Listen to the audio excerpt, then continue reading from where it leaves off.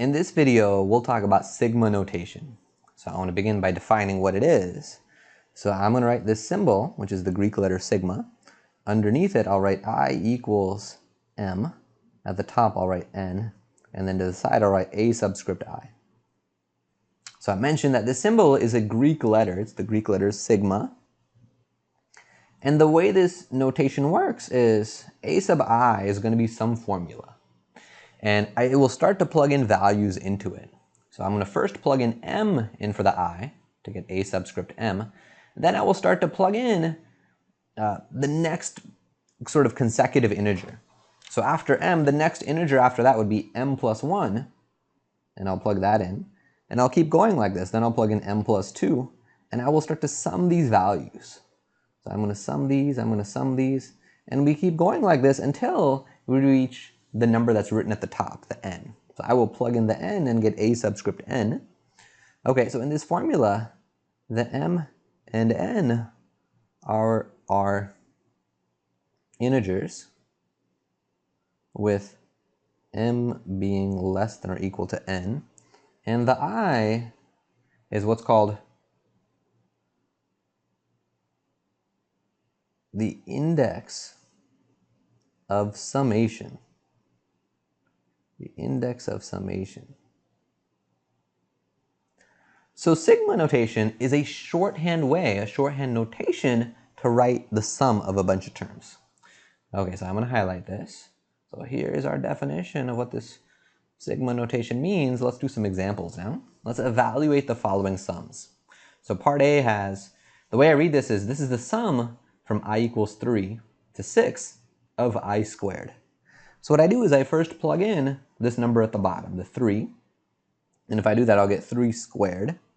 Okay, so that, again, that's coming from when I equals 3. And then I plug in the next integer up, which is 4. So then I get 4 squared. And I start to add these. Then I plug in the next integer up, which is 5 squared. And the next integer up, which is 6 squared. And I stop there because now I've reached this number written at the top, the 6. And if we were to add these together, we get 86. And that's what this is. Okay, so using the sigma notation is a more concise way for me to write 3 squared plus 4 squared plus 5 squared plus 6 squared. It lets me write that more concisely, which is why we have this notation. All right, let's do part B. I got the sum. This time I have a different variable written for my index of summation. It's k. So I say this is the sum from k equals 4 to 10 of 5.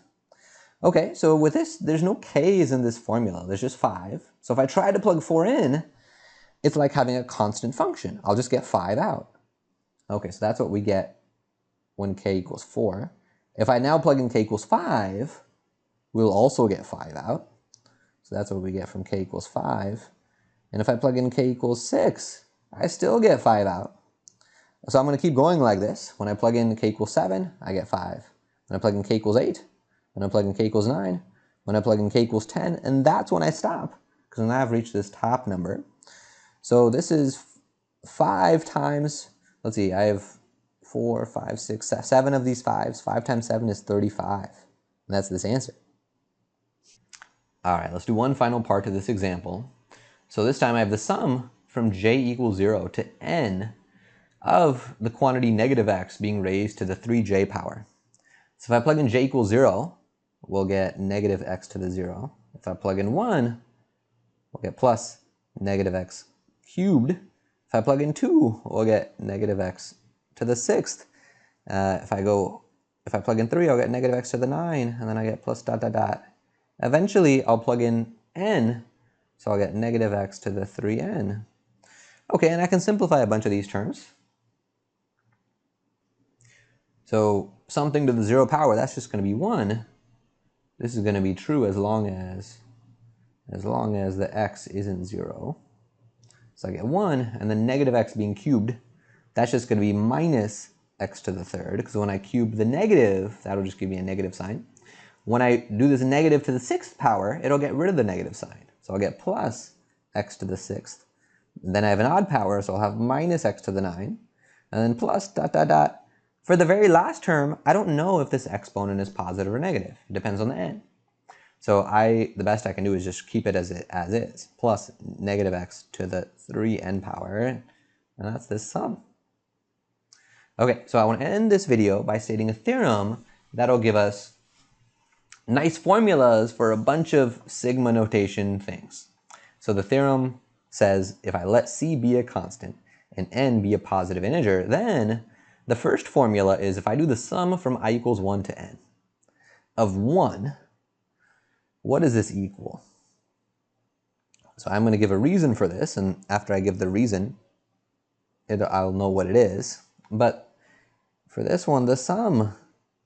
So when I plug in these numbers like 1 and 2 and 3 into here, I'm just going to keep getting this constant. I'm going to get 1 plus 1 plus 1 plus dot dot dot plus 1. How many times? Well, I'm plugging in 1, I'm plugging in 2 and 3 until I plug in this number at the top, which is n. So we're having this n times. We're just basically adding 1 to itself n times. And that is n. So that's my first formula. Okay, the second formula is, what if I have the sum from I equals 1 to n, but this time my formula is I? Well, if I plug in values, if I plug in 1 into this, I get 1. If I plug in 2, I get 2. If I plug in 3, I get 3. And I keep going, plus dot dot dot, plus eventually I'll plug in n. So it turns out that this whole thing equals n times n plus 1 over 2. It turns out. And I'm going to give you a proof of this, because there's a really slick elementary proof. This was proven by the mathematician Gauss in either kindergarten or elementary school. So I'm going to say Gauss in elementary school. So how did this elementary school student prove this? Okay, so the story is that when Gauss was in elementary school, his teacher gave either him or the students in the class a task that they thought would take them a lot of time to do. The teacher asked them to add up all of the positive integers from 1 up to 100. So essentially it's this task, although here I'm adding up 1, 2, 3, all the way up to some arbitrary number n. But Gauss found a very slick way to do that, and that's what I want to share with you.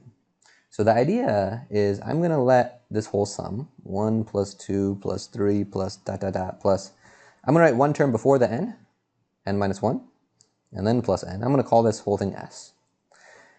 So I'm going to now rewrite s, but just put all the terms in the reverse order. So I'm going to now put the n first, and then I'll put the n minus 1. The term before that would have been n minus 2, and then I'll get plus dot dot dot plus. The last two terms now would be plus 2 plus 1. So Gauss noticed that if you add these, you get something really nice. If we add these on the left-hand side, we'll get 2s. On the right-hand side, I'm going to circle the numbers that are directly sort of above one another. So the 1 and the n, the 2 and the n minus 1, 3 and n minus 2, all the way until the end. And notice that all of those add up to 1 plus n is n plus 1. 2 added to n minus 1 is also n plus 1.